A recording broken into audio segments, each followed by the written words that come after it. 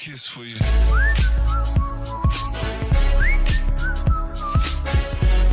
Olá pessoal, tudo bem? Eu sou o professor Wesley e vamos continuar com nossas aulas de geometria espacial e nesta aula veremos os cilindros. Mas o que seria esses cilindros? Cilindros são corpos geométricos formados por duas faces circulares de centro O na base e centro O' na parte de cima, na qual são paralelos entre si, e também nós temos uma superfície lateral que perfaz as superfícies circulares. Nós também temos o eixo formado pelo segmento O'O', conhecido como eixo do cilindro. Também temos a geratriz e o raio da base dado pelo R. Essa geratriz aqui é o segmento da lateral que é paralela ao segmento O'O' dado pelo eixo. E também temos a altura H. Mas os cilindros não são apenas desse tipo. Temos o cilindro circular reto e também temos o cilindro circular oblíquo. O cilindro circular reto, nós temos aqui que a geratriz ela sempre vai ser perpendicular à base. E aqui nós temos então que o G vai ser idêntico ao H. Quando ele é circular reto, não tem nem problema você não utilizar o G. Neste caso, sempre que a geratriz for perpendicular à base, você vai usar apenas o H. Agora, o cilindro circular oblíquo, a nossa geratriz oblíqua à base, ela não forma o ângulo de 90 graus. Ela pode ser tanto maior que 90 quanto menor de 90. Lembrando também que ela sempre vai ser paralelo ao eixo do cilindro. E que a geratriz ela é diferente da nossa altura. Agora vamos ver aqui o cilindro de revolução, o cilindro equilátero e a secção meridiana. O cilindro de revolução é o sólido obtido da rotação de um retângulo ao redor de um dos seus lados. Você tem que reparar aqui que se você tiver um retângulo aqui de R como base e altura de H, e ele começar a rodar entre os seus lados aqui, ele vai formar então um cilindro de raio R e também altura H. Esse cilindro ele começa a rodar nesse ponto aqui, que é um dos lados, mas ele também vai ser chamado de eixo do cilindro. Neste caso não foi colocado, mas o H ele equivale ao eixo do cilindro. Agora nós também temos aqui a secção meridiana, antes de eu explicar como funciona o cilindro equilátero. A secção meridiana de um cilindro circular reto é a interseção deste com o plano que contém o eixo. Como assim? Se eu por acaso for cortar com uma faca bem no meio do cilindro, passando pelo centro da parte de cima e pelo centro da parte de baixo e recortar, vai formar então um retângulo de base 2R e uma altura H. Esse 2R vai ser então o diâmetro da base do cilindro. Neste caso chamamos de secção meridiana do cilindro. Agora, o que seria o cilindro equilátero? Um cilindro é dito equilátero se a sua secção meridiana é um quadrado, ou seja, a altura é igual ao diâmetro da base.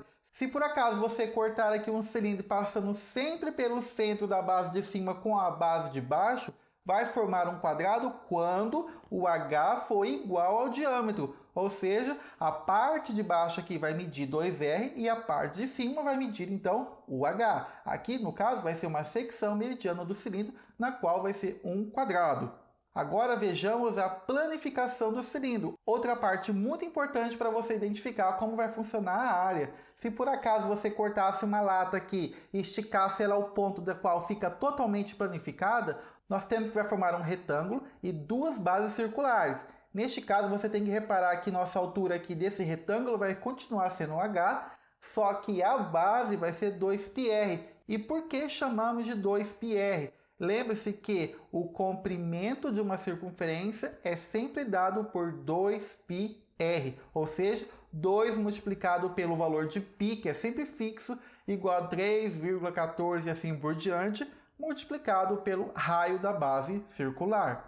Como ficam então as fórmulas dos cilindros? Vai ficar assim, ó. O volume é basicamente o mesmo do volume do prisma, que é a área da base multiplicado pela altura. Só que a nossa base aqui é um círculo, então a gente pode chamar ela também de πr² multiplicado por h. Agora vejamos a área lateral, que é basicamente a área desse retângulo de altura h e base 2πr, ou seja, 2πrh é a área lateral. E a área total, basta que você some então a área lateral mais 2 vezes a área da base. Por que é 2 vezes? Porque nós temos dois círculos. o círculo da base e o círculo da parte de cima. E a área da secção meridiana é dado por 2R multiplicado por H. Lembrando aqui que esse 2R nada mais é do que o diâmetro do círculo multiplicado, então, pela altura do cilindro. Vejamos, então, alguns exemplos para a gente entender como funcionam essas fórmulas.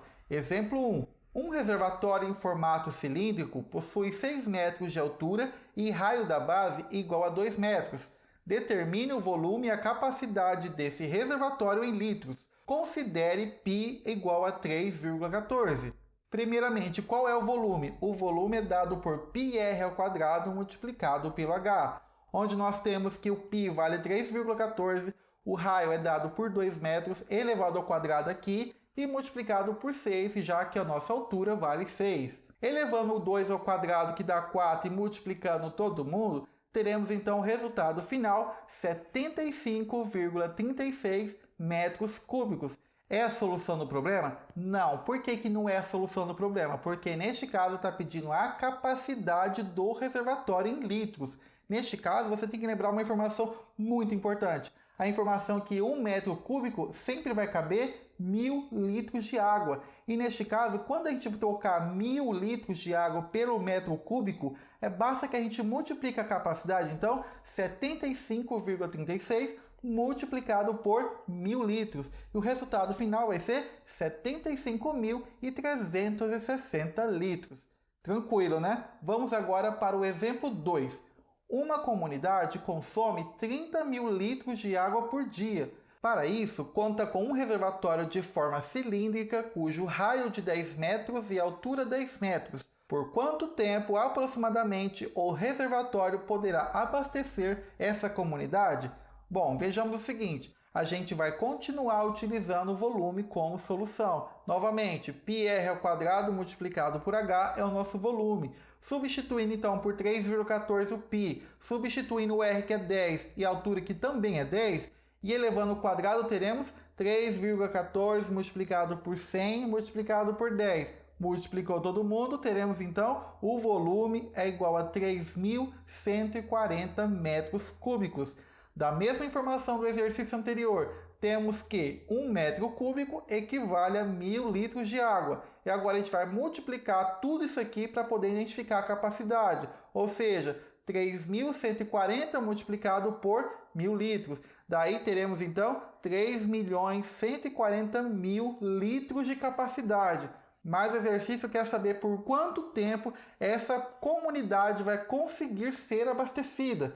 Neste caso, basta que a gente pegue o seguinte, 3.140.000 dividido por 30.000. Já que a gente tem bastante zero aqui para cortar, 314 dividido por 3, teremos o resultado 104,666 e assim por diante. Você tem que notar o seguinte, por quanto tempo essa comunidade pode ser abastecida sem faltar água? 104 dias. Por que é só 104? Porque quando chegar o 105º dia, pode ser que não tenha água suficiente para durar o dia todo. Então, neste caso, a solução correta é 104 dias completos. Beleza, né? Vamos agora para o exemplo 3. Um tanque na forma de um cilindro reto tem altura igual a 3 metros e área total igual a 20 π metros quadrados. Calcule em metros o raio da base deste tanque. Neste exemplo, você está notando aqui que a gente vai utilizar a área total. A área total é dado pela área lateral somado com 2 vezes a área da base, que tem que dar o resultado 20 π. E aí você troca, 2πr multiplicado por h mais 2πr², que é a nossa área da base multiplicado por 2, e o resultado vai ser 20 vezes π. Substituindo a altura que vale 3 metros, teremos então que 2πr vezes 3 mais 2πr² é igual a 20 π. E agora, simplificando, já que todo mundo tem π aqui, eu posso cortar esses π e rearranjando aqui, teremos que 6r mais 2r² é igual a 20. E colocando certinho na forma de equação de segundo grau, temos que 2r² somado com 6r menos 20 é igual a 0. Nota aqui que todos os elementos aqui são pares. Se são pares, todo mundo eu posso simplificar por 2 para facilitar a conta e diminuir os resultados. Daí teremos então que r² mais 3r menos 10 é igual a 0. Se por acaso você continuasse fazendo a conta da outra forma, na qual 2r² mais 6r menos 20 é igual a 0, daria o mesmo resultado. Só que fazendo dessa forma, o exercício fica muito mais simples. Daí, vamos achar agora os coeficientes a, b e c, que é 1, 3 e menos 10. Agora a gente acha o delta, que é b² menos 4 vezes a vezes c. Daí fica assim, 3² menos 4 que multiplica o a, que vale 1, que multiplica o c, que vale menos 10. Lembrando que quando você multiplica o número negativo, tem que vir também acompanhado com os parênteses. Resolvendo a potência de 3² fica 9, e menos 4 vezes 1 vezes menos 10, multiplicação de menos com menos fica mais. 4 vezes 1 vezes 10, 40. Logo, meu delta vale 49. E agora vem o famoso Bhaskara, que é menos b mais ou menos raiz de delta, tudo dividido por 2a. Substituindo novamente os coeficientes e o delta, teremos que o r vale menos 3, mais ou menos raiz de 49, tudo dividido por 2 vezes 1, já que o a vale 1. Daí fica assim, r é igual a menos 3, mais ou menos 7, que é a raiz quadrada de 49, tudo dividido por 2, já que 2 multiplicado por 1 é 2. Agora a gente vai separar em duas contas, o R1 e o R2, onde o R1 vale menos 3 mais 7 dividido por 2 e o R2 vale menos 3 menos 7 dividido por 2. Aqui no R1, menos 3 somado com 7 dá 4, dividido por 2 é 2. Na parte de baixo, menos 3 menos 7 dá menos 10 e dividido por 2 dá menos 5. E agora, qual que é a solução? A de cima ou a de baixo? A de cima. Por que a de cima? Porque não existe raio negativo. Então, 2 metros é a nossa solução final, já que não existe lado negativo na geometria. Bom, pessoal, eu espero que vocês tenham entendido. Se vocês gostaram do vídeo, deixa aquele like. Então, até a próxima aula.